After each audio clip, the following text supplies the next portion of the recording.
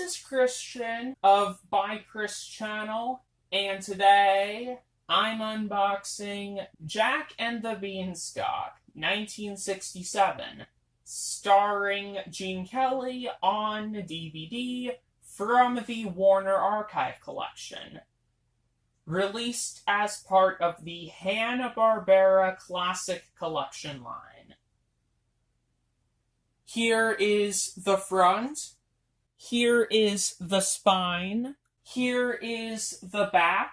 This movie may have won a Primetime Emmy back in 1968, but I still find this to be really underrated. Nobody ever talks about this movie, and yet it's fantastic.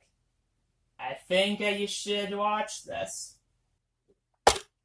Here is the disc with very nice artwork.